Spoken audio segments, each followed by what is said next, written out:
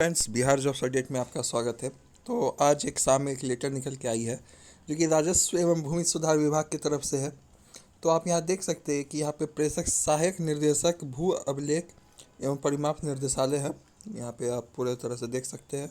IT manager का यहाँ दिया गया है। यहाँ पे जो संविदा पे जो नियोजन हेतु ऑनलाइन प्रक्रिया में समस्या जो आ रही थी, बहुत सारे स्टूडेंट का कहना था कि सर एली वाला को क्या करना है, एक्सपीरियंस को लेके था, बहुत सारे प्रॉब्लम था। उसका समाधान के लिए यहाँ पे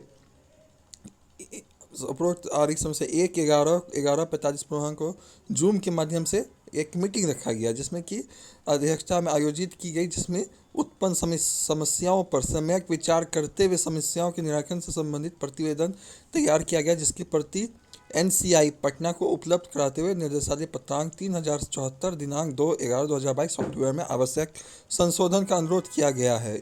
जैसा कि सूचना उपलब्ध कराई गई है कि सॉफ्टवेयर में आवश्यक संशोधन किया जा चुका है। देखिए, पहले जो प्रॉब्लम आ रही थी एनसीएल को लेके, पहले वहाँ ऑप्शन आता है एनसीएल और नो कर दिया था, तो वो ऑप्शन को हटा दिया गया। अब आप कास्ट जो डालते हैं एनसीएल, जो बीसी का है, तो वहाँ पे सिर्फ कास्ट आता है, बीसी ईबीसी या एससी एसटी जो भी है, अपना कास्ट वहाँ आता है। वो चीज़ को हटा दिया गया।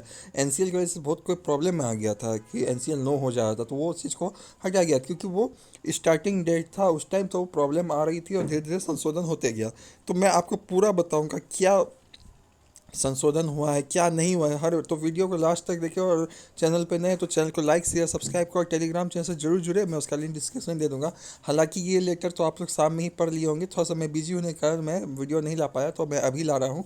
तो आप वीडियो को पूरा देखिए, अच्छा से समझिए क्या है और क्या नहीं है। जो फॉर्म भरे हैं और जो फॉर्म नहीं भरे हैं, उसके लिए, दोनों के लिए यह आवश्यक है। तो यहाँ पे आप पढ़ लिए होंगे कि ये आप पढ़ लीजिए। अतः निर्देशित किया गया मार्गदर्शन के लिए वेबसाइट पर अपलोड करने की कार्रवाई की जाए, ताकि आवेदकों को आवेदन करने में समस्या उत्पन्न ना हो।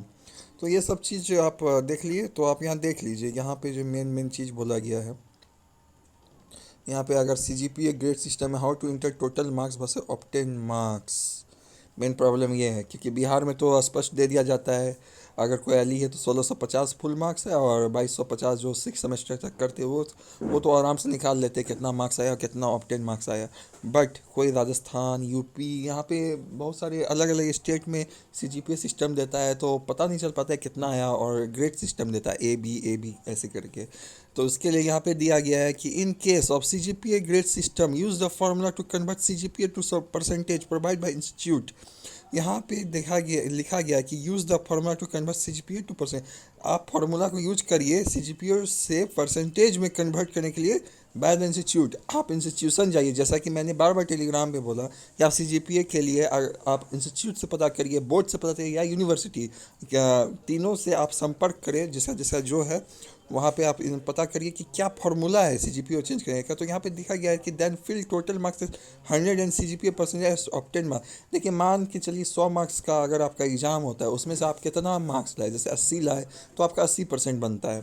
100 में अगर 80 लाते तो उस टाइप से आप वहाँ निकाल लीजिए। जैसे मान लीजिए एग्जाम्पल में दिया गया, if CGPA is 9.12 and by CGPA conversion formula percentage 87.5%, then fill total marks 100 and ऑप्टिमा 87.5। यहाँ पे ये दिखा गया, अगर आपका CGPA 9.12 है और CGPA कन्वर्शन फार्मूला है आपका परसेंटेज 87.5%, तो आप 100 में से 87.5 वहाँ पे मार्क्स डालेंगे। तो इस टाइप से ये एग्जाम्पल दिया। ऐसा नहीं है कि आप CGPA वाले जो ये एग्जाम्पल दिया है वो वही डाल दें, ऐसा नहीं है। आप जाके इंस्टीट्यूट में पहले पता करिए, ये एग्जाम्पल दिया है, ठीक है। इस बात को आप समझ गए होंगे। ये एग्जाम्पल के रूप में यहाँ पे समझाया है LRC। और जो आपका इंस्टीट्यूट है, बोर्ड है और यूनिवर्सिटी, वहाँ जाके पता करिए क्या फार्मूला है चेंज करने के लिए डिप्लोमा में। ये डिप्लोमा के लिए, ना कि मैट्रिक के लिए। मैट्रिक के लिए 9.5 CBSE के लिए होता है, और बाकी बिहार बोर्ड के लिए तो मार्क्सिंग दे देता है, तो उसका टेंशन नहीं है। और यहाँ पे आप देखिए सेकेंड नंबर पे, यहाँ पे semester 1 and 2 detail is not available due to lateral entry in semester 3। ये बहुत बड़ा क्वेश्चन है एलई के लिए। जैसे कि मुझे पर्सनल मैसेज करके बहुत सारे स्टूडेंट ने बोला कि सर कोई अदर बोल रहा है कि आप ईडी एंड मैकनिक्स का भी डालिए, जो कि मैं बोला था ईडी एंड मैकनिक्स का डालने की कोई जरूरी नहीं है। वो आपका एडिशनल पेपर था, एडिशनल पेपर का आप क्यों डालोगे? वो आप सेमेस्टर पेपर नहीं था, बस उसको औपचारिक था वो पास करना। अब देखिए एक बात और है, सीबीएसई में मैट्रिक में बहुत सारे लोग एक्स्ट्रा में कंप्यूटर लेते हैं जिसका नाम होता है फाउंडेशन ऑफ आईटी।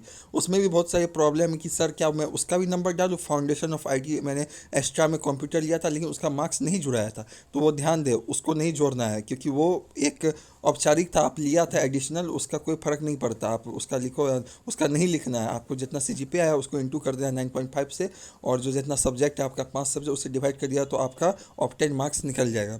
तो ये हो गया आप क्लियर। तो आप जो भी एली वाले हैं तो अपना डिटेल है 3rd सेमेस्टर से ले 6 सेमेस्टर तक ही डाले। ईडी मैकेनिक्स ना डाले कि ईडी मैकेनिक्स आपका कोई ज़रूरी नहीं है। ईडी मैकेनिक्स एक औपचारिक था पास करना, और आईटीआई जो करके आते हैं उसको तो वो भी देना नहीं पड़ता है पेपर। मैं बिहार पॉलिटेक्निक के लिए बता रहा हूँ, ये राजस्थान यूपी ये सब के लिए नहीं बता रहा हूँ। तो ये ध्यान रखिए क्योंकि झारखंड में शायद सुनता हूँ 6 सेमेस्टर तक 3rd एली वाले को भी 6 मार्कशीट मिलता है, तो उसका एक कंडीशन अलग है। मैं बिहार पॉलिटेक्निक का बता रहा हूँ। और यहाँ पे 3rd नंबर पे आप देख सकते हैं, देखिए semester wise detail not available as institute issue year wise marksheet. बहुत सारे लड़कों का प्रॉब्लम है कि यूपी, स्पेशली यूपी के लड़कों का, सर मेरा ईयरली था 3 ईयर का था और मेरा सेमेस्टर वाइज नहीं था, तो मैं क्या करूं। तो यहाँ पे आप देखिए फिल ईयर वाइज डिटेल, आप फिल करिए ईयर वाइज। जैसे आपका सेमेस्टर वहाँ दिया है तो वहाँ पे आप bring affidavit in counselling which state that your institute provide year wise result वाली। तो आप है ना एक एफिडेविट बनवा लीजिए कि हाँ मेरे कॉलेज से ईयरली वाइज दिया जाता है, तो आपको काउंसलिंग टाइम वहाँ पे प्रोवाइड करवा दीजिए काउंसलर को। अगर आप एफिडेविट नहीं देंगे तो आपका हो सकता है कि आपका मान्य ना करे, इसलिए एफिडेविट कोर्ट के थ्रू बनवा ले। और काउंसलिंग टाइम अगर आपको बुलाया जाता है तो वहाँ एफिडेविट जमा कर दे साथ में कि हाँ मेरा इंस्टीट्यूट जो है ईयरली वाइज दिया है मुझे, तो एक प्रूफ के तौर पे हो जाएगा। और ईयरली वाइज ही डालिए। सेमेस्टर चाहे उसको एक सेमेस्टर को 1 ईयर मानिए, 2 सेमेस्टर को 2 ईयर, 3 सेमेस्टर को 3rd ईयर, ऐसे करके आप डाल दीजिए, कोई प्रॉब्लम नहीं आएगी। और बाद में एफिडेविट करवा लीजिए कोर्ट के माध्यम से। यूपी वाले को इस स्पेशली प्रॉब्लम आएगी इसमें, जो यूपी से परे है। चौथा में specialisation option in PG detail. आप यहाँ पे पीजी डिटेल के बारे में कि select other option in stream and field name of stream subject field. यहाँ सिलेक्ट अदर ऑप्शन करिएगा, स्ट्रीम में आप अपना जो नेम है वो स्ट्रीम का लिख दीजिए सब्जेक्ट फील्ड में, उसके बाद हो जाएगा आपका पीजी के लिए। रिक्वायरमेंट फॉर यूएन 5वां नंबर पे मेन पॉइंट है एएसओ और एसएस कानूनगो के लिए। Requirement for UAN EPF number for SS Kanungo and SS ASO. तो देखिए यहाँ पे एक बड़ा बात आ गया है यहाँ पे कि UAN EPF and PAN is mandatory if you are claiming experience. हुआ क्या था मैटर 2019 में पीएफ नंबर नहीं मांगा गया था, सिर्फ वहाँ पे मांगा गया था बैंक स्टेटमेंट, सैलरी स्टेटमेंट। हुआ होता ये है कि वो है फेक भी बन जाता है, सैलरी स्टेटमेंट आपका फेक भी बन जाता है और वो जाके क्लेम कर सकते हैं। इस बार ईपीएफ नंबर मांगा गया है और वो भी 6 मंथ तक का, मतलब 6 महीना का, लास्ट 6 मंथ का ईपीएफ नंबर, आपको कितना सैलरी बना है वो उसके लिए। तो ईपीएफ नंबर उसी का बनता है जब आप कर्मचारी होंगे उस कंपनी का, तब ही। तो इसमें फर्जीवाड़ा को हटाने के लिए ये एलआरसी ने एक कदम उठाया है ईपीएफ नंबर मांग के। तो इसमें जो फर्जीवाड़ा पिछले बार एक्सपीरियंस को लेके हुआ था कि कंपनी के थ्रू सैलरी स्लिप भी बनवा लिए और बैंक स्टेटमेंट में वो 3 महीना से 4 महीना सैलरी भी डलवा लेते थे अपना अपना अकाउंट में, और वो शो कर देते थे, वो एक्सपीरियंस का लाभ मिल जाता था। तो ये सब बात आपको कोई बताया नहीं और सब यूट्यूबर, लेकिन आपको मैं मेनली और जो डीपली बात है वो सब बता रहा हूँ कि ईपीएफ और ये सब लाने का क्या इस बार मकसद है एलआरसी का, और इस बार क्यों इतना डिटेल मांग कर रहा है, ताकि फर्जीवाड़ा को कम से कम किया जा सके। तो इस सब के लिए ये सब है। अब मैंडेटरी हो गया ईपीएफ नंबर और पीएफ नंबर, इसलिए आप अगर आपको कंपनी में काम कर रहे पीएफ नंबर है तभी आप 6 महीना का तभी आप डालें, नहीं तो अन्यथा आपका रिजेक्शन चल जाएगा। 6 नंबर पे आप देखिए, in clerk instead of 12 can I fill diploma detail since diploma is equivalent to 12th, one can fill diploma detail instead of 12 change level in format 12 and equivalent. तो यहाँ देखिए ये क्वेश्चन से पूछा गया, उसका आंसर एलआरसी ने दिया है कि since diploma is equivalent to 12, तो आप यहाँ पे डिप्लोमा का ही डिटेल भर दे और 12th में इक्विवेलेंट कर दे 12 का, तो आप भर सकते हैं क्लर्क का भी। अगर कोई डिप्लोमा किए और उसके बाद ग्रेजुएशन किए तो वो भी भर सकते हैं। तो उसके बाद आता है certificate number not available on marksheet. Certificate number आपका अगर अवेलेबल नहीं है तो enter enrolment number in the field of marksheet number, enrolment number आप डाल सकते हैं मार्कशीट नंबर का, और bring affidavit in counselling which state that your institute does not provide certificate number और मार्कशीट। अगर आपका इंस्टीट्यूट प्रोवाइड नहीं करवाया है सर्टिफिकेट नंबर तो आप मतलब एफिडेविट बनवा लें कोर्ट के थ्रू, और वो काउंसलिंग टाइम आप दिखा सकते हैं। 9 number, while filling the application some detail like name, father name, mother name, category, DOB, marks it is entered wrong by mistake. You can change and every detail in the rectification window period. तो जैसा कि मैंने बताया 17 से 21 तारीख तक देगा आपको ये रेक्टिफिकेशन विंडो, तो उसमें आप जाके एडिट कर सकते हैं। 10वां, my Aadhaar is not valid, Aadhaar verification mandatory, please give your Aadhaar detail verified rectified.